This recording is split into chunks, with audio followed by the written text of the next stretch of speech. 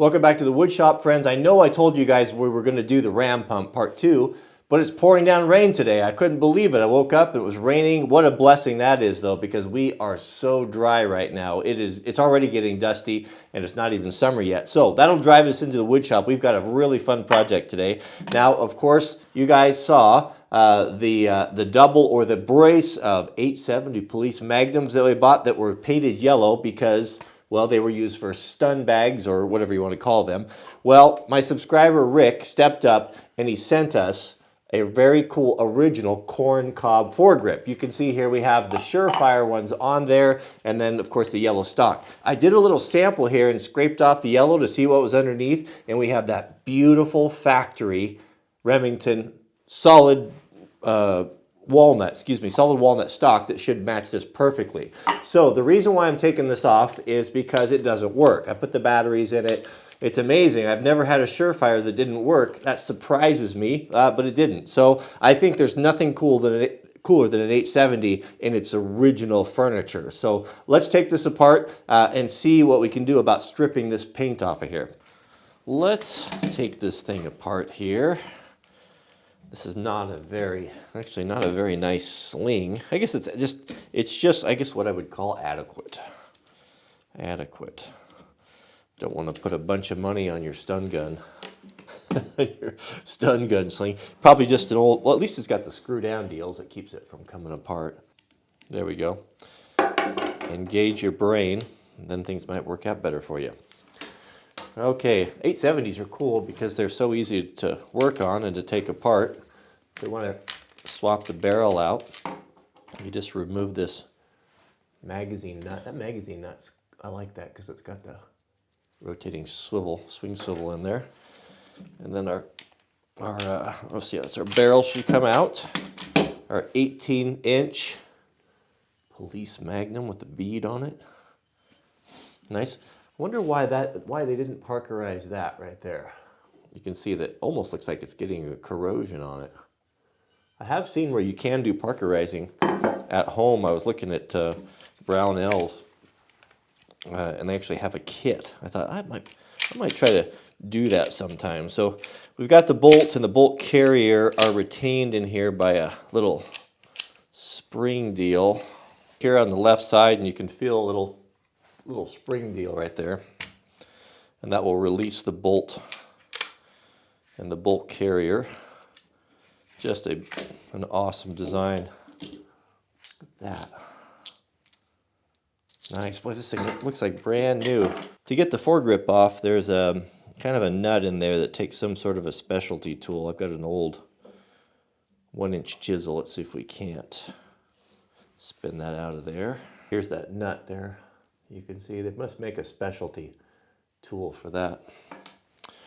Okay, so we can install this guy now. So these brackets must go up. That is really a nice fit. I probably want to get that lined up because I don't know that we'll be able to turn that once we get it in there. We've got the recoil pad. These recoil pads usually on the Remingtons will come off with a Phillips, and there's a hole in the back. You just kind of go through that rubber, and those will have some pretty coarse wood screws in there. You can see how far that backs out. And that's going to expose a great big screw that actually ties into the receiver. Now that'll expose that hole there that's going to have a huge, it's got a great big flat bladed screw.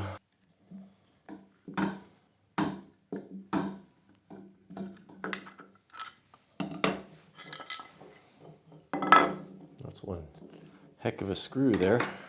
I suppose there's a lot of ways a guy could go about getting this paint off of here, pros and cons. Brian stripped his with a chemical stripper, and I don't have any of that, or it's probably a good way to go. You could sand it off. My concern with the sanding is that it kind of pushes the, I should know better than I don't need to take that out. It kind of mashes that yellow paint into the grains of the wood, so I don't really want to do that. So we're going to scrape it. This is the way they would have done it back in the day. Let's try a little bit and see what happens.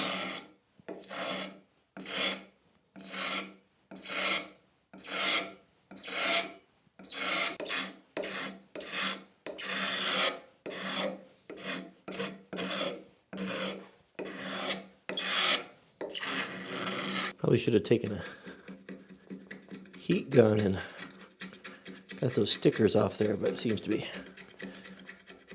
coming off okay. It's kind of a tricky thing to get a hold of. It's such an odd shape. It doesn't clamp in the vise very well. Let's see if we can, we'll just hold this down and we can do one side at a time.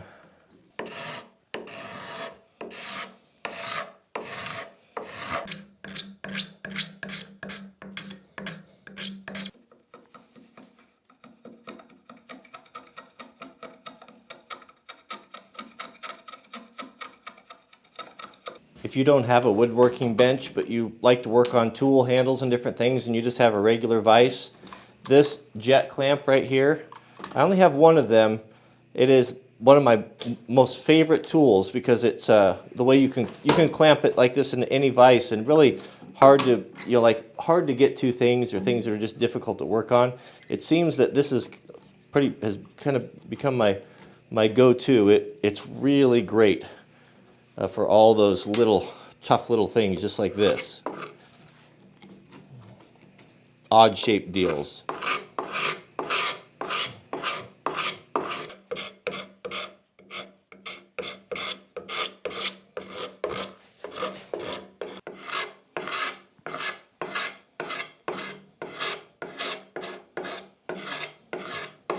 That actually works pretty good to do that using a planer blade. One thing I had to do, I had to resharpen it twice really quickly. What I found is having the burr on there on the back is what really made it scrape good. So if you've ever sharpened a knife and you know that you get that little burr on there, just leave it on there and it scraped really good. I even just for fun, I just took kind of an inexpensive paint scraper and on the diamond stone and did that same thing, just sharpened it at a steep angle, left a little burr on there, and that worked really good for cleaning it up. Every time I think I've got it, I look back and I see a little bit of yellow. But I think for the most part, it's pretty good. Now the question is who knows what Remington put on this to give it that color? Of course, you know, these are going to be from two completely different pieces of wood, so having them match up is probably not going to happen. I don't care. All I have on to really do, we've got two things here. We could either do boiled linseed oil, or we could use the Danish oil, which has kind of been my go-to and my favorite. Let's just put it on there. We'll see what happens. For me, you know, as I said, I'm not a collector. I'm just, I want it to work and to function, more of a tool than anything else. And so all we need, that is beautiful, isn't it? Boy. There's a reason why walnut brings such a premium price of all the woods. It's just because it's so good. It's just so tough, hard and strong. Takes oil nice too, doesn't it? So this will dry flatter, of course, to match up the corn cob. Good, darker on one side than the other, isn't it? Very dark on that side, lighter. Oh yeah, I can see it. You can see right through the center there. That variation in the wood. I didn't get the yellow off of the inside there. I don't know how you do it without stripper. And it's just not important. It's not going to show. I don't think it'll hurt a thing to put a little on here too. Maybe that might even help match them up a little bit. Looks nice. All right, let's put it back together, see how it looks here. I'm going to be forever getting rid of those yellow paint flakes. I bet I'll be finding those to the end of my days.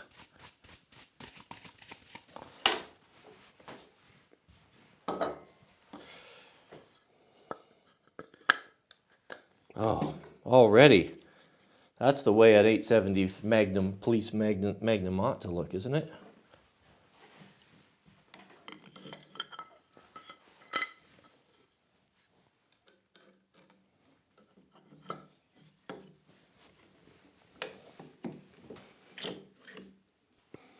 I'm thinking, what in the cat hair is going on? Why is it getting so tight?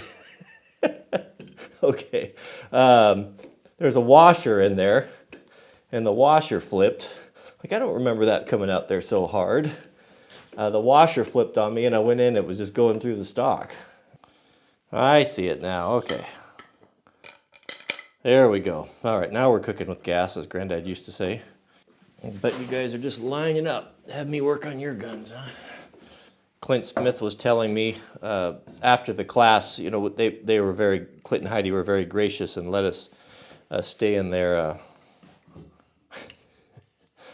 yeah, of course, let us stay in their cabin out at Thunder Ranch. And so after the class, you know, the day after, you know, the classes are pretty physical, and I didn't want to drive home, you know, after being tired, so we spent the night there. And so next day we went up there and got to hang out, just, you know, 4 of us for a while, and it was really fun to go into Clint's gun room and to see you know, some of the cool stuff that he has, and of course, you know, hear the stories. And he was showing me they've got a new Thunder Ranch shotgun, I think it's Mossberg.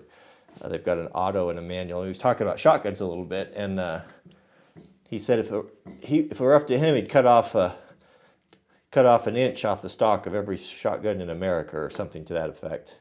That they're too long for most guys, and I never have cut one off because I have really long arms, so that's probably why it's never been a problem. But if you do find that length of pull isn't right for you, you can cut these guys off. These are sandable, these deals.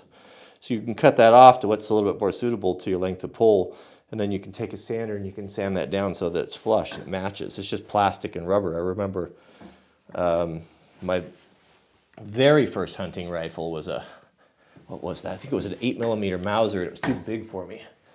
And my dad and granddad, they cut that, or my dad did, I think, cut that stock off. And it didn't have a grip. I think it had a steel butt plate on it. We put a recoil pad on it, and I remember sanding that down.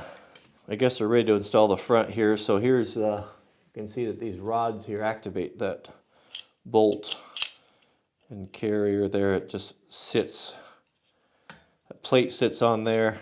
We've got our ejector there, and oops, it's pretty idiot proof there, if I remember.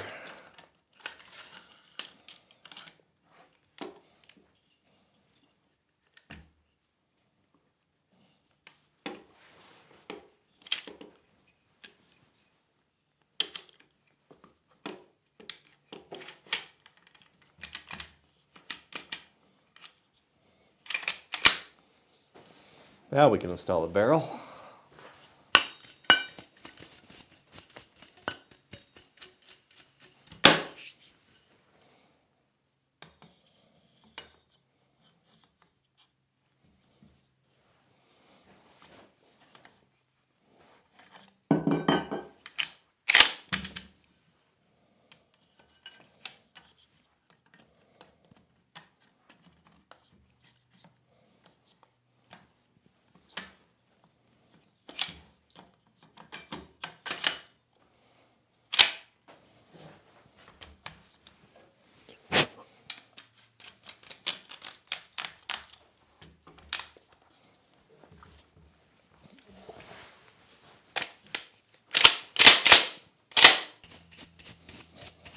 I don't know about you guys, but I think that turned out really good. That's the way a Cop 870 ought to look, isn't it? In its natural state with the walnut stock. Not an exact match up front as the back, but as we said, it doesn't really matter. I think that this is about as far as shotguns go, this is about as cool as it gets. This is all a guy needs right there. That's all you had. You'd be pretty well served to defend you and yours. to be sure. So a lot of folks ask about these. Where did I get them? If you didn't see the previous video, I'll link it in the end. I talk a little bit about the history of the 870, or not the history, but the difference between the cop guns versus the ones that you just get off of the more for non-military or law enforcement personnel. There's a lot of differences in them. Where I got these, as I told you, we got Brian and I. We both bought two. I think we got them. They were 300 a piece. So two 870s for 600, and they with the yellow and the Surefire and all that stuff on there. There was a guy on Gunbroker selling them. Apparently, agencies or law enforcement will, once they swap guns out or they want to upgrade or update stuff, they'll just take and sell the whole lot. So if it's a big police department, they can have a bunch. And there's guys on the Gunbroker, gunsmiths, FFL guys, that will go to auctions and buy the whole thing and then turn around and sell them. So this guy had done that. He bought a whole pallet full of them, and they were, and he was just selling them for what I thought was a really reasonable price. I don't know what a police 870 costs now, but it's probably double that if I had to guess. And I didn't have to put any money into it, just a little bit of work. That scraping, it's hard to tell with the time lapse, but it probably took about 30 minutes or so. I had maybe 40 minutes. It wasn't that bad. I thought it was going to be a lot harder than that, but no problem. And of course, I didn't have to pay for the corn cob. Thank you very much for that. That was I saw them on eBay. They weren't giving them away. They were still selling for like $80 or so. And I really appreciate you sending this out. So that's exactly what I wanted, the original one, the old stock. But that turned out really nice. I think that looks really cool. It gives me the fizz now, where it didn't so much before. That is nice. I was wondering if, I'm not really sure about the side saddle, if I was going to keep those on there. I thought about taking that off of there, but I think it was, again, Clint Smith, I think he made the point, with shotguns, you're typically going to fight with them with either what's in the magazine or what's on the gun. And I think that's probably true. And I know there's maybe some guys have the idea that I'm going to take this great big shell bandolier, I'm going to put my tactical equipment on, and I've got, all the stuff for that. And I've got that stuff too, of course. But bump in the night, middle of the night, what do you want? What are you going to grab really quickly? You're going to grab this, and again, what you have in it or what you have on it is probably, that's all it's going to be. And so we're looking at 10 shells. You got 10 chances. Yeah, I think I'd rather take an M4. Huh? Throw a couple magazines in the pocket or in the robe of your robe or your pajamas or whatever. Anyway. That turned out pretty good. All right, well, thanks for watching, and hopefully the rain will let up. We'll get back on that ram pump, and we'll get that going, and I guess that's it. We'll see you guys. Oh, don't forget to click the thumbs up. Did I say that? We'll see you guys in the next video.